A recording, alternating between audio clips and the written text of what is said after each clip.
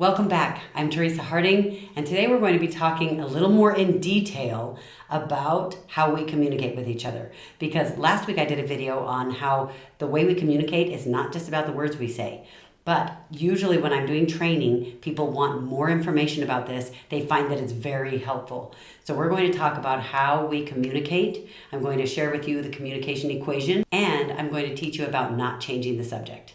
Those three things. Number one, how we communicate. There are actually 9 different ways that we communicate. One is with our facial expressions.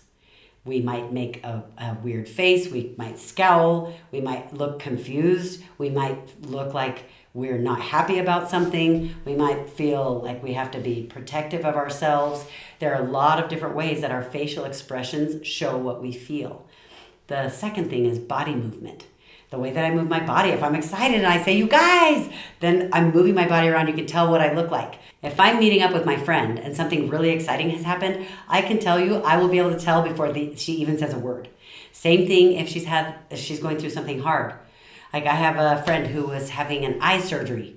And when I talked to her, just the look on her face, I said, uh-oh, what happened? And there were some challenges that they had to deal with. And thankfully, it's getting better now. But you can tell with the people that you love, and even with the people that you don't know very well, you can tell.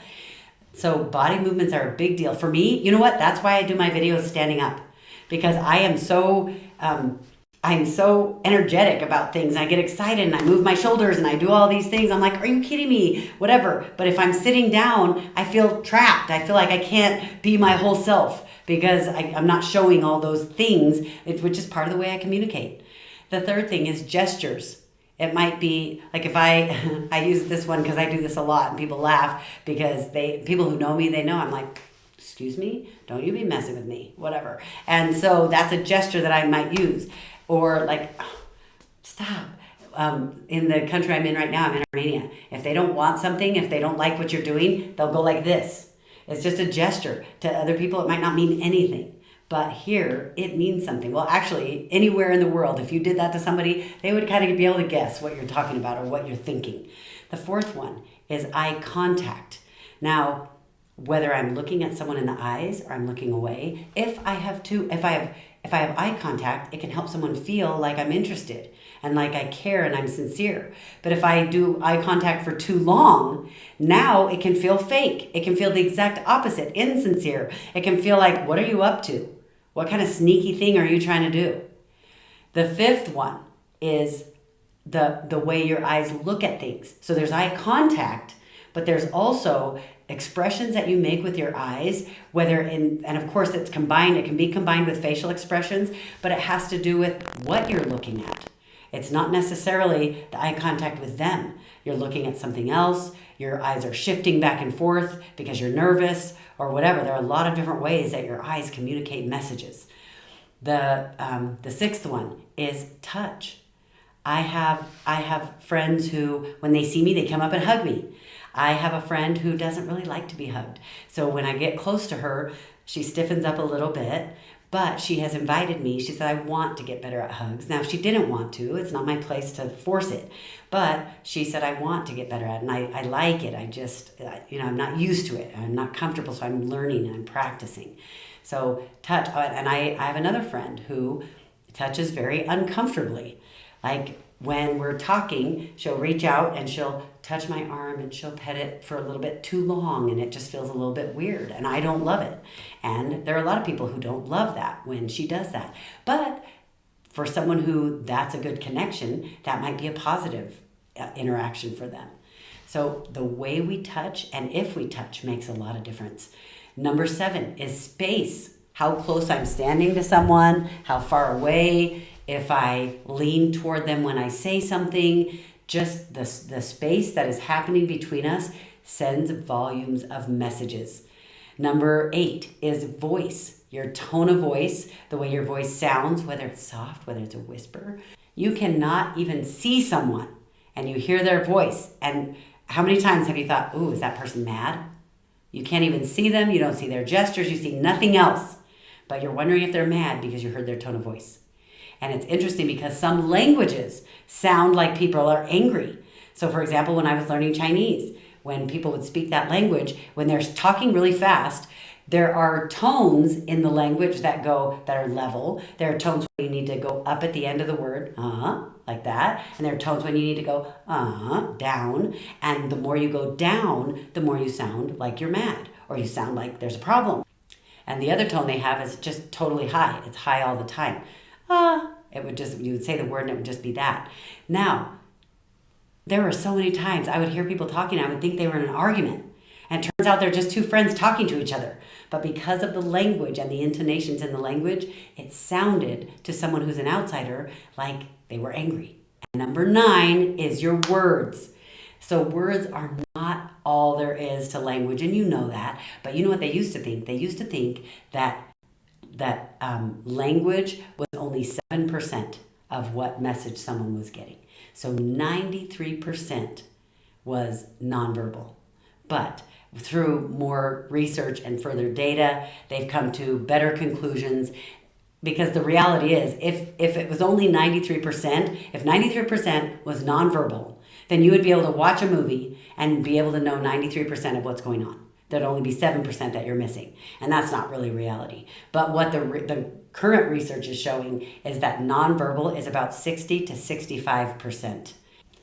Nonverbal is 60 to 65%, which actually fits more with what our experience is in our human experience. Because when you're talking with someone, a lot of what they're saying you get from their nonverbal cues, of course. But imagine if you're watching a movie. If I'm watching Lion King, I am going to get about 60 to 65% of what's going on just by watching what's happening, by watching the look of fear on someone's face and how fast they run away, all of those things.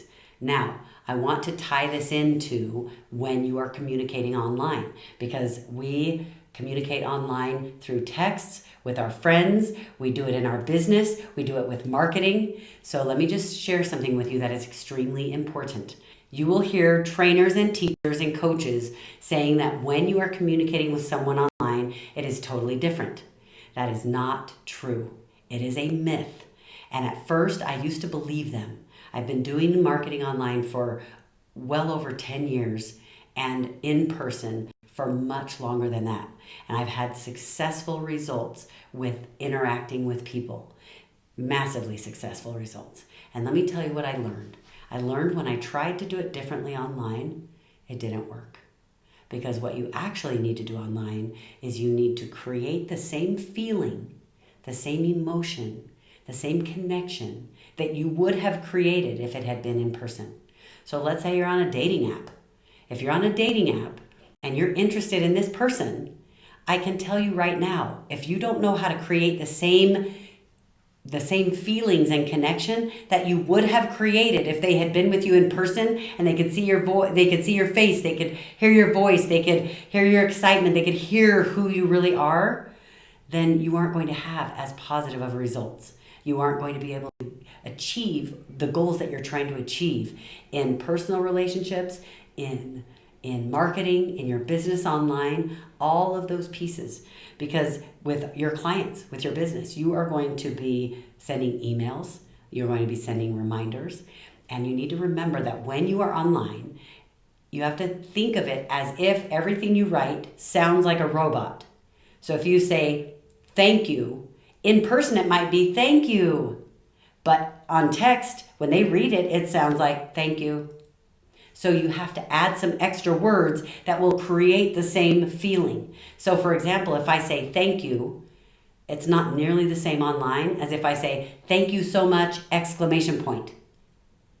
I love that you connected with me. I'm so glad you connected with me, because from what you're saying, it sounds like this is the perfect place. This is exactly where you need to be. Now I could say this is where you need to be, or I could say this is exactly where you need to be. You add words that take the place of all the nonverbal communication that you would have had if you weren't online. That's what you're doing. So it's the exact same thing you need to do offline. You just add more words that create that feeling. Okay, the second thing I want to share with you is the communication equation. This is something I teach all my clients. It is extremely valuable in personal relationships, in business. It doesn't matter. This is going to be powerful. And I call it the communication equation because it really is a math equation.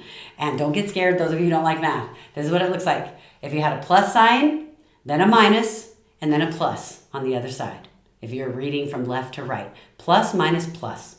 What that is it's going to remind you that whenever you're communicating with someone, and especially online, offline is important too. I shouldn't even say especially online.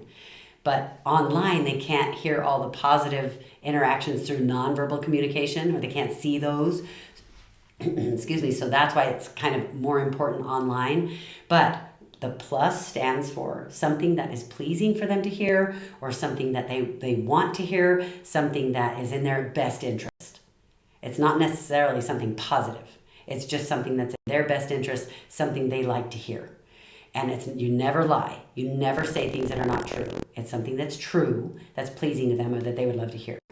The middle part, the minus, is not necessarily something negative. It might just be something that's uncomfortable, something they don't want to hear, something that's hard for them to hear. Let's say that you are doing coaching on addiction, and you need to let them know it's time for you to stop making excuses.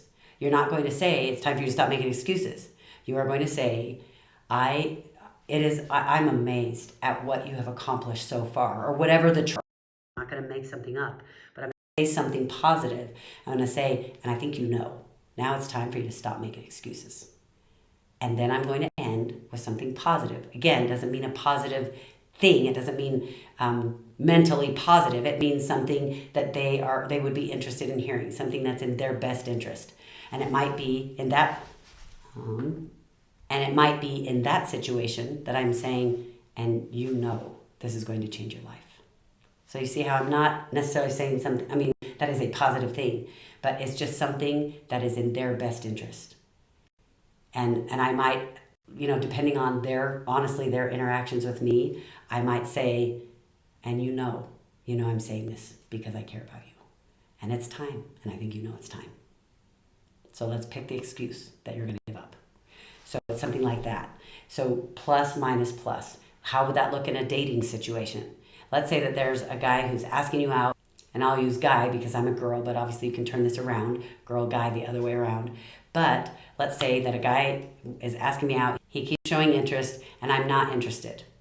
But I also know that going out on a date or being in those situations is good interaction and good practice. If I never practice that, if I never allow them to practice, then all of a sudden we've got a problem. Now, I'm not talking about creepy. If somebody's creepy, you don't feel safe, that's a whole different situation. But if it's a situation where I'm really not interested and I do not want them to get the wrong idea, then they ask me on a date, I'm going to say, they say, we're going to go mini golfing or whatever. I might say something like this. Oh my goodness, that sounds so fun, but I absolutely want to keep this as friends because I'm not interested in this going anywhere else. But if you're good with that, that would be fun. I would love it. But if you're not, that's okay too. So you see how the whole thing is about me being thoughtful of them, helping them out of an awkward situation. And then this is what I'm going to do. After I've said something like that to them where they didn't get what they wanted, now what's going to happen is I'm going to be not overly friendly, not make them think that I am now interested, but when I see them at different events or if we go to something together, I'm going to look in their eye and say, hi. I'm not going to spend a lot of time with them. I'm not going to do anything that has them thinking that I'm interested and sending them mixed signals. But I'm going to be super clear that I just want to be friends. The third thing is don't be afraid. Don't be afraid to practice some of these things. Don't be afraid to acknowledge and be aware of what you're doing, what you're not doing, how your message that you're sending with your nonverbal communication is not matching what the message you want them to receive. You need to work on that. This is not something that you need to beat yourself up over. And it's not something that you sit back and go, too bad for them. Oh, well, they took it that way. That's their problem. No, we're working to be better. We're working to communicate better. We're working to have interactions with other humans and make this world a better place. So practice this. Think about which ones you want to work on. Start being aware and paying attention to other people's nonverbal cues as well and their tone of voice, all those things. And you're going to have fun. You're going to start having fun noticing, and you'll be kind of amazed, sometimes even shocked maybe, at what you start to notice. And why are we doing this? Because we don't want to just think different. We want to be different.